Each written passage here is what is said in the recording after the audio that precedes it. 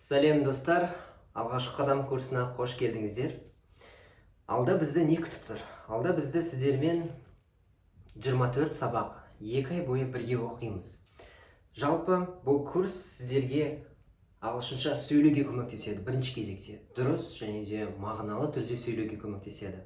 Достар, сабақты көру барысында алдағы күндері, бүгінде жатып алып, болмаса тағы бір нәрсе істеп жатып емес, кәдімгідей сабақта отырғандай көрсеңіздер. Мысалы, дәптер барлығын қойып, ұялы телефон болмаса ноутбуктан қарап, жазатын нәрсені жазып, оқитын нәрсені бірге оқып орындасаңыздар. Күніне 15-20 минут уақыттарыңызды бөлесіздер, аптасына 3 рет өтеміз. Үй тапсырмасы жайлы ұмытпаңыздар. Мысалы, дүйсенбі немесе среда күндері өтетін болсақ, сабақ келесі күні, келесі сабаққа дейін сіздер маған үй тапсырмасын жіберу керексіздер. Алғашқы онлайн курсымыз, сондықтан да қатты сын айтпаңыздар. Достар, тағы бір өтініш. Егер сіздер бір нәрсені біліп жатсаңыздар, бір нәрсені білмей жатасыздар, қазір өткен кезде сабақтарды сіздер міндетті түрде жазып отырыңыздар, дәптерге барлығын түсіріп, өйткені білсеңіздер сіздерге қайталау болады, білмесеңіздер міндетті түрде жазыңыздар. Адамдармен алғаш рет көріскен кезде біз қалай сөйлесеміз, қалай амандасамыз, қалай сұрақтар қоямыз, солар жайлы сөйлесіп көрейік. Жалпы адаммен амандасқанда қалай амандасасыздар? Hello.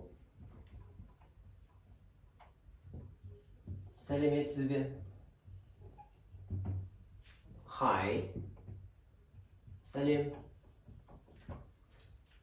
Болмаса айтсаңыздар болады. Good morning. Good morning.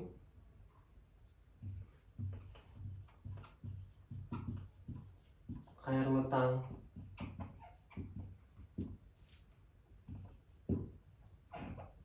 Good afternoon. Good afternoon дегеніміз бізде қайырлы күн. Good evening дегеніміз бізде ол қайырлы кеш. Ал егер сіздер good night деп айтатын болсаңыздар, бұл бізде қайырлы түн.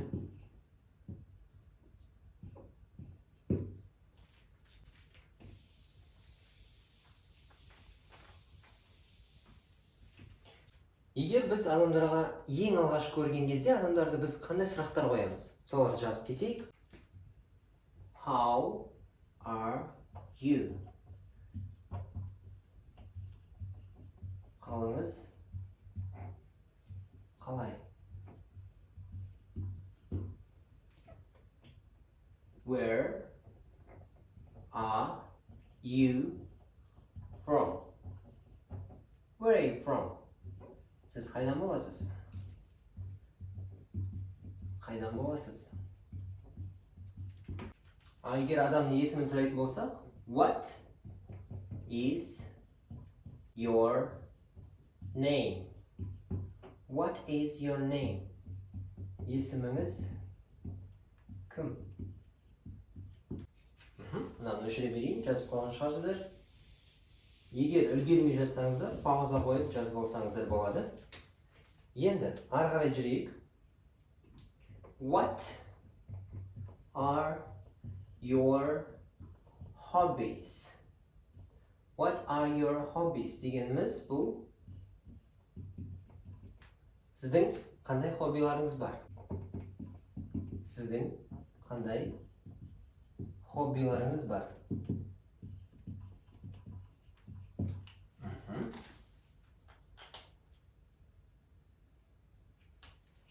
Егер адамның жұмысын сұрайтын болсақ, то what is your job? What is your job? Job дегеніміз жұмыс. Сіздің жұмысыңыз қандай?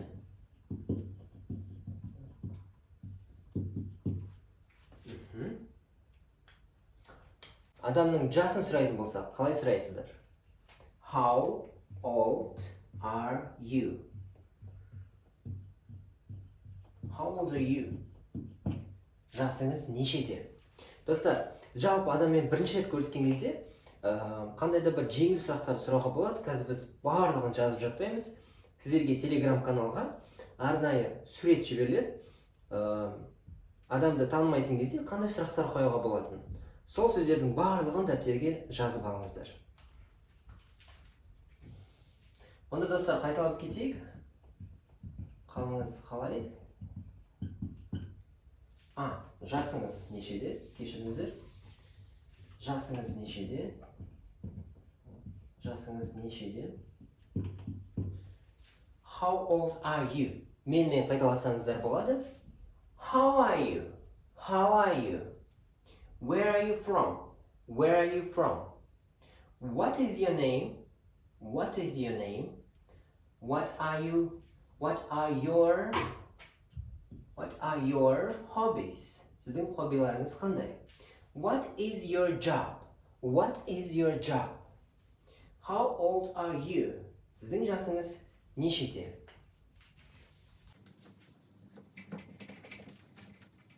Егер адаммен біз қоштасатын болсақ, қалай қоштасамыз? Goodbye. Сау болыңыз. Егер біз жай ғана bye дейтін болсақ, пока. Немесе сау. Егер біз көріскенше деп айтатын болсақ, біз айтамыз see you. Көріскенше. Және де біз қашан көрсетімізде кейде айтып кетуімізге болады. See you later. See you later деген кейін көріскенше. Болмаса, орысша айтқанда увидимся попозже. Кешірек, кейінірек көріскенше. Ары қарай. See you soon деп айтып жатады. Скоро увидимся. Жақында көрісеміз. Жақында көріскенше. А егер біз айтатын болсақ, see you tomorrow. Ертең көріскенше. Әрине біз айта берсек болады. See you tomorrow, see you after 2 hours, see you after 3 days, see you on Monday, see you, например, see you after lesson, сабақтан кейін көрсеміз деп. Жалпы, егер адаммен қоштасатын болсақ, goodbye, немесе see you деп айтсаңыздар болады. Көріскенше. Достар, ұмытпай тұрған кезде сіздерге біз арнайы Инстаграмнан 5 парақша және де Ютубтан 5 канал дайындап қойдық. Арнайы ағылшын тілін жақсы үйрену үшін арналған. Соларға міндетті түрде жазылыңыздар және де сол жақтан да ағылшын үйреніңіздер. Жалпы ағылшын тілін үйрену ол тек қана сабақта емес. Сабақта сіздер жаңа нәрсе қабылдайсыздар, жаңа нәрсе естисіздер. Бірақ оларды орындау, оларға жаттығулар жасау, олар барлық сіздің өзіндік жұмысыңыз, өзіндік еңбегіңіз. Сондықтан да қосымша материалдарды іздеп, әрдайым үйрену үстінде болыңыздар. Өйткені жалпы сабақ оқу ол жеткіліксіз. Сіз сабаққа дейін де, сабақтан кейін де оқу керексіз. Ағылшын тілін былайша айтқанда өміріңіздің бір бөлігі етуіңіз керек. Сондықтан да бүкіл осы айтылған сайттарға тіркеліп, барлығына жазылып, қарап, бақылап отырсаңыздар болады. Түсінсеңіз де, түсінбесеңіз де, көріңіздер, тыңдаңыздар, қараңыздар. Енді достар, ағылшын тілінде қандай есімдіктер бар? Солар жайлы өтіп кетейік кішкене. Қазір сіздерге экранға шығады, мен де жазамын. Жалпы, қазақ тілінде бізде неше түрлі есімдіктер бар? Қараңыздар. Егер мен деп айтатын болсам, I, Егер сен деп айтатын болсаңыздар, you, сен, сіз, we, біз, олар, they, he, ол ұл балаға айтамыз, she, қыз балаға айтамыз, it, заттарға. Мысалы, I love you, мен сені жақсы көремін. Ал егер ол сені жақсы көрмейді деп айтатын болсақ, he doesn't love you. Ал егер олар сені жақсы көрмейді деп айтатын болсақ, they don't love you. Егер біз оларды жақсы көреміз десек, we love them. Достар, осы есімдіктерді қолданып, барынша сөйлемдер құрай беріңіздер. Мысалы, I like to swim. I don't like to swim. Болмаса, I like to eat burgers. I don't like to eat burgers. Do you like to eat лагман? Oh yes, I love to eat лагман. Яғни, неше түрлі сөйлемдер құрай берсеңіздер болады. Достар, қазір сіздермен бір кішігірім listeningге упражнение жасайық, яғни жаттығу. Бұл жаттығу сіздерге қазір екі адаммен, үш адаммен диалог болады, соны тыңдайсыздар. Ол диалогтың ішінде өтіп кеткен сөздер бар, яғни қалып қалған сөздер. Сол қалып қалған сөздерді сіздер орындарына қою керексіздер. Бір-екі рет тыңдауға кеңес беремін. Экранға барлығы шығады. Сіздер болсаңыздар, сол сөздерді орындарына қою керексіздер. Және де барынша түсінуге тырысыңыздар, аударуға тырысыңыздар. Кеттік. 1. Hi, I'm Mike. What's your name? Hannah. Sorry? Hannah. 2. What's your phone number? It's 7894 132 456. Okay. See you on Saturday. Bye. Goodbye. 3. Hi, Mum. This is Hannah. Hello. Nice to meet you. Nice to meet you, Anna. My name's Hannah. Sorry, Hannah. 4. Hi, Mum. You're early. Hello, Mrs. Archer. How are you? I'm very well, thank you, Anna. And you? Fine, thanks. It's Hannah, Mum. Егер жаттығуды орындап қойған болсаңыздар, жарайсыздар. Онда ары қарай кеттік. Аптаның күндерін қалай жазамыз? Аптаның күндерін қалай атаймыз? Және де қандай сандар білесіздер? Соларды жазып кетейік. Егер біз дүйсенбі деп айтатын болсақ, қалай айтамыз? Monday. Вторник. Tuesday. Вторник. Понедельник. Ары қарай. Wednesday. Среда. Thursday. Бізде бұл четверг.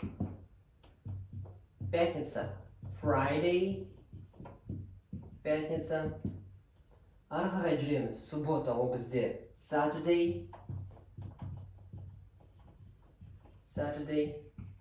Суббота. Және ұзын сөз бізде воскресенье ол болады Sunday. Ол бізде воскресенье.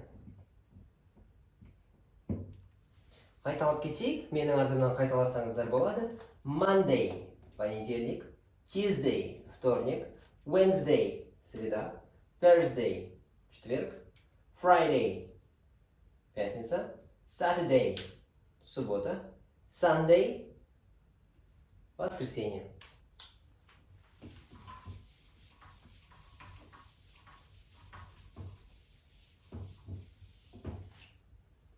Енді, достар, қаншаға дейін санай аласыздар? Экранға қазір сурет шығарамыз. Сіздер жалпы сандардың барлығын білетін шығарсыздар. Бірінші класста жаттадыңыздар, естідіңіздер, бірақ сіздер профессионально айта алмайсыздар. Мысалы, қалай айтасыздар? 512 деп, болмаса 65 деп, 95 деп қалай айтасыздар? 12 деп қалай айтасыздар? Достар, қайталайық, экранға қазір сурет шықты. Жалпы, бір дегеніміз 1, 2, 2, 3, 4, 5, 6, 7, 8, 9, 10, 11, 12, 13, 14, 15, 16, 17, 18, 19, 20. 20-дан 90-ға дейін. Санды айтамыз, соңына T жалғаймыз. Мысалы, 20, 20, 30, 30, 40, 40, 50, 60, 70, 80, 90, 100, 100. Егер мыңдықты айтатын болсаңыздар, 1000, 10.000 деп айтатын болсаңыздар, 10,000, 100.000 деп айтатын болсаңыздар, 100,000. Егер 1 миллион деп айтатын болсаңыздар, 1 million. Егер миллиард айтқыларыңыз келіп тұрса, billion. 20 миллиард, 20 billion. Қазір сіздер паузаға қойып, кез келген сандарды жазыңыздаршы дәптерлеріңізге. 530, 99, 85, 18, 29, 55, 65, 79 деген сандарды жазыңыздар да, оның жазбаша түрін және айтылуын практикалать етіңіздер. Мысалы, 85 десе 85, 95 десе 95, ал егер 12 десе 12. Яғни, сіздерде автоматты түрде тез-тез шығу керек. Паузаға қойып, жазып, жаттығыңыздар. Ал енді достар, сіздермен қазір практикаға келіп жеттік. Бірақ практикаға бармас бұрын сіздерге бірден үй тапсырмасын бере салайын. Біз аптаның 7 күнін өттік. Сіздерге үй тапсырмасы. Әр аптаның 7 күнінде сіздер не істейсіздер? Болмаса, қандай жоспарларыңыз бар? Болмаса, не істейсіздер? Соны жайлы жазып бересіздер. Телеграмға жібересіздер үй жұмысын. Яғни, 7 сөйлем әр аптаның күніне байланысты жібересіздер. Және де сіздерге тапсырма барлық, өткен сөздердің барлығын дәптерге жазасыздар. Және достар, біз сіздермен бүгін өттік. Адамдармен қалай амандасамыз, сөйлесеміз, сұрақ қоямыз. Сіздерге тағы бір үй тапсырмасы, ол кішігірім диалог жасау. Яғни, 2 немесе 3 адамның әңгімесі. Сөйлесу сияқты. Диалог дегенді білесіздер. Мысалы, бір адам сұрақ қояды. Hello, can you help me? Маған көмектесе аласыз ба? Екінші адам жауап береді. Yes, of course. What can I do for you? Сіз үшін не істей аламын? Сол кезде сіз жауаптарын жазасыз. Яғни, кішігірім диалог аласыз, жасайсыз. Ал қазір сіздермен, достар, бейнеролик көреміз. Бұл видеода сіздер ағылшын тілін қалай іс жүзінде қолдану керек екенін көресіздер. Өте қызықты және өте оңай бейнеролик. Ойламаңыздар, бұл мультфильм деп, бұл сіздердің ағылшын тілдеріңізді жақсартуға көмектеседі. Қазір көріңіздер, одан кейін қажетті сөздеріңізді жазып алуды ұмытпаңыздар.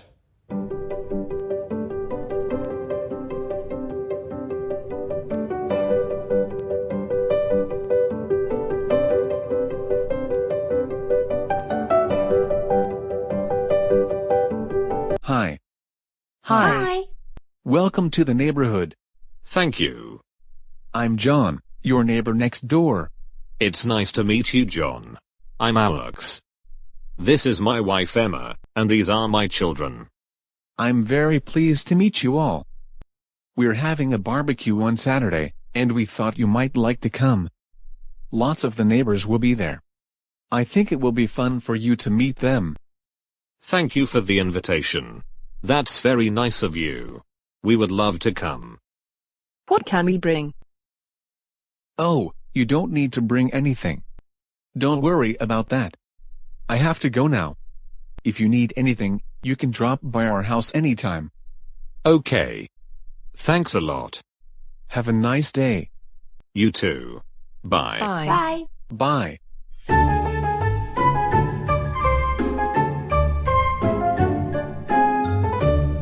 Are you nervous about tomorrow, Julia? Yes, I am. I don't know anyone. I will feel so alone and so strange. What if nobody will like me? That's not going to happen. You are such a kind and intelligent girl. I'm sure you'll make friends very quickly.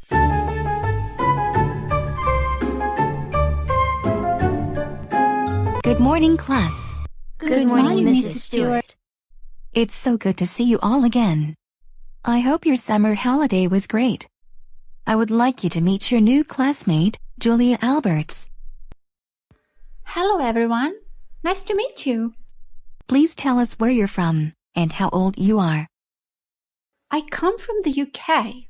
I was born in a small town called Bakewell. We moved here 2 weeks ago. I'm 12 years old and I would love to be able to make lots of friends in this school. Welcome to our school, Julia. We hope you will feel great here with us. Look, there is a free seat by the window. You can sit there. Thank you.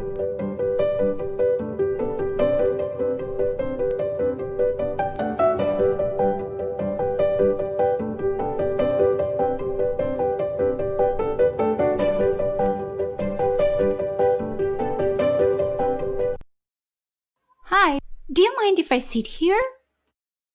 No, I don't mind. Please have a seat. Thanks. I'm Michelle. We are in the same class. Nice to meet you, Michelle. Nice to meet you too. So you are British. That is so cool. You must miss your country and your friends very much. Oh yes, I do indeed, though I have only been living here for 2 weeks. Come and sit here with us, guys. This is May, and this is Brian. They are our classmates too. Nice to meet you, Julia. Nice to meet you too. Where are you from, May? Your name sounds Asian. I'm from China. So you are Chinese. I am half Chinese and half American. You see, my mom's from China and my dad's from the USA. Really? How long have you been living here? I have been living here for 5 years. So how do you like it here? I like it very much because I have lots of friends and relatives. Do you have any siblings, Julia? Yes, I've got an older brother. He's 14 and he attends this school too.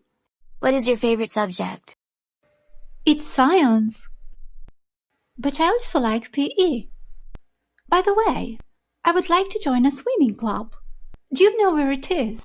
I do. I'm in the school swimming team. You can come with me after classes. Great. Thanks. Do you live far from school? No, my home is just a 15-minute walk from school. It's on Belford Street. What a coincidence! I live there too. We can meet later after school and I'll show you around. That's a gorgeous idea. I would love to.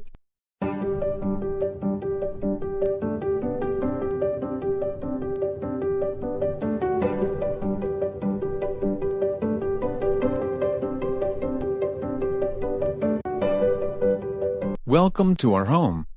I'm glad you could make it. Please meet my wife Kate, and my daughters. Kate, these are our new neighbors, Alex, his wife Emma, and their lovely children. Hello. It's a pleasure to meet you. Hello. It's a pleasure to meet you too. Hi, I'm Emma. Hi, it's really nice to meet you. So how are you settling in? Fine, thanks. We simply love this neighborhood. I can give you some tips on places to go and things to do in this area. That would be lovely, thank you. Where are you from? We're from the UK. Wow, that's so nice. Julia and I have already met each other at school. Can you believe we are classmates? That's such a pleasant surprise. Okay, I'd like now to introduce you to the other neighbors. Come and meet them.